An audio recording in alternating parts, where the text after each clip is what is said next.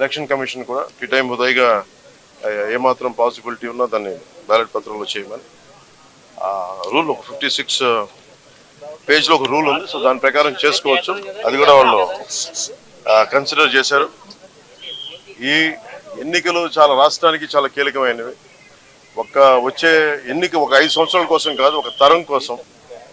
ముఖ్యంగా ONGC, Reliance, అలాగే రకరకాల పరిశ్రమలు, కాకినాడ SEZలు, అలాగే ఇంత అపారమైన తీర సంపద ఉన్న ప్రాంతం, విపరీతమైన మత్స్య సంపద ఉన్న ప్రాంతం, ఇలాంటి చోట్ల అనేక సమస్యలు ఉన్నాయి. ఈ ప్రాంతంలో కాకినాడ పార్లమెంట్ అభ్యర్థిగా శ్రీ తంగెళ్ళ ఉదయ్ శ్రీనివాస్ గారు గెలుపు చాలా చాలా కీలకం. అలాగే కొండబాబు గారి గెలుపు కూడా కాకినాడ అర్బన్కి తెలుగుదేశం పార్టీ మీద చాలా చాలా కీలకం. కాకినాడలో రౌడీజం ఎక్కువైపోయింది, గాంజా క్యాపిటల్ అయిపోయింది. ఎటు చూసిన 14-15 ఏళ్ల పిల్లలు కూడా గంజాయిని విచ్చలవిడిగా దొరుకుతూ ఉంది. తల్లిదండ్రులు పడ్డ బాధ చెప్పుకోలేంది. Law and order క్షీణించిపోయింది. మా కూటమి ఇది వైఎస్ జగన్ చెప్పి తను ఒకటిచ్చే హామీ 5 సంవత్సరాలు అద్భుతమైన మ్యాండేట్ ఇచ్చారు ప్రజలు. ఏ ఒక్కటి కూడా నిలబెట్టుకోలేదు. Law and order క్షీణించిపోయింది. 30,000 మంది ఆడపిల్లలు అదృశ్యం అయిపోయారు. ఉద్యోగాలు లేవు, ఉపాధి అవకాశాలు లేవు, ఏ పథకాలు కూడా సరిగ్గా అందలేదు. ఇలాంటి సమయంలో ఒకళ్ళు కాదు, ముగ్గురం కల్పిస్తున్నాం. ఎందుకంటే 5 కోట్ల మంది ప్రజలకి ఒక పార్టీ కాదు 3 పార్టీలు కలిసి ఈ రోజున మేము ఒక బలమైన కూటమిగా 2014 ఎలాంటి కూటమిగా ఏర్పడ్డామో అలాగే ఉభయ గోదావరి జిల్లాలో కూడా, ముఖ్యంగా ఉభయ గోదావరి జిల్లాల్లో జనసేన, భారతీయ జనతా పార్టీ, తెలుగుదేశం కూటమి స్వీప్ చేయబోతుంది.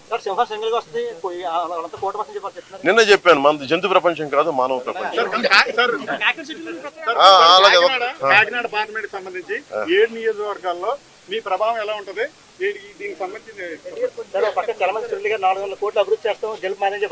నేను అనేది మీరు 400 కోట్లు కలెక్ట్ చేశారు మీ పార్టీ గారు 4-5 నెలలుగా.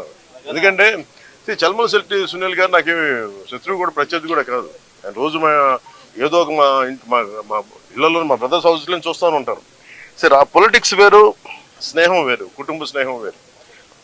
నిజంగా ఆయన ఒక పార్టీ మీద నిలకడగా ఉండే వ్యక్తి అయితే నిజంగా ఒక జాలి పాపనే ఎన్నిసార్లు ఓడిపోయాడు. ప్రతిసారి అవకాశవాదంగా నిలబడటం, వెళ్ళిపోవటం, మళ్ళీ ఎలక్షన్ ముందు రావటం, ఇవన్నీ సరైన సంకేతాలు పంపవు.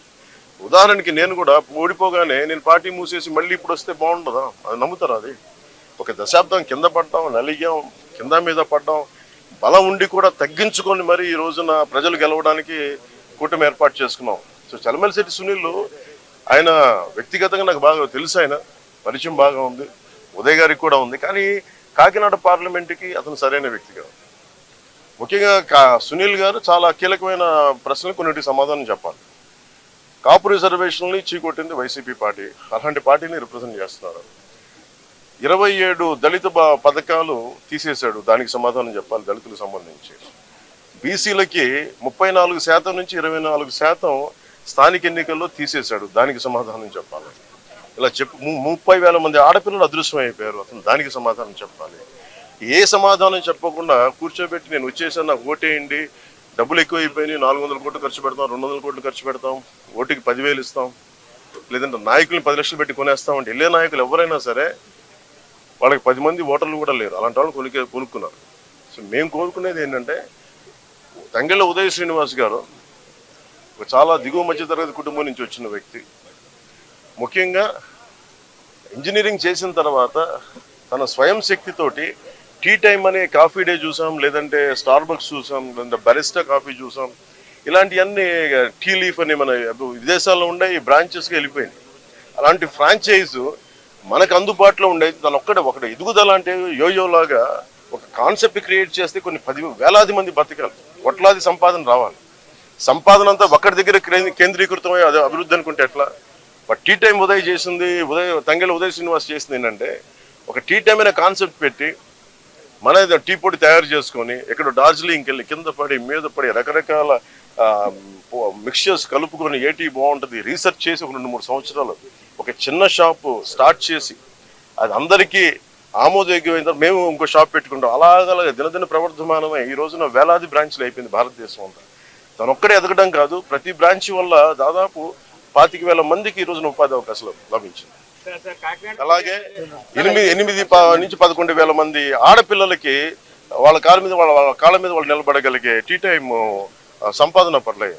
సో దీన్ని బట్టి మీరు అర్థం చేసుకోండి. రేపు పొద్దున్న ఎక్కడికి వెళ్ళాలనుకున్నా ఉప్పాడ చీరలు కానీ ఇదేనా సార్ బ్రాండింగ్ చేయగలడు. తనకున్న ఎబిలిటీయే బ్రాండింగ్ చేయగలడు. కాకినాడని అద్భుతమైన ఏమేమైతే స్థానికంగా ఉత్పత్తులు ఉన్నాయి వాటన్నిటికీ ఇంటర్నేషనల్ బ్రాండింగ్ పట్టుకురాగలిగే సత్తా తంగెళ్ళ ఉదయిస్తుంది.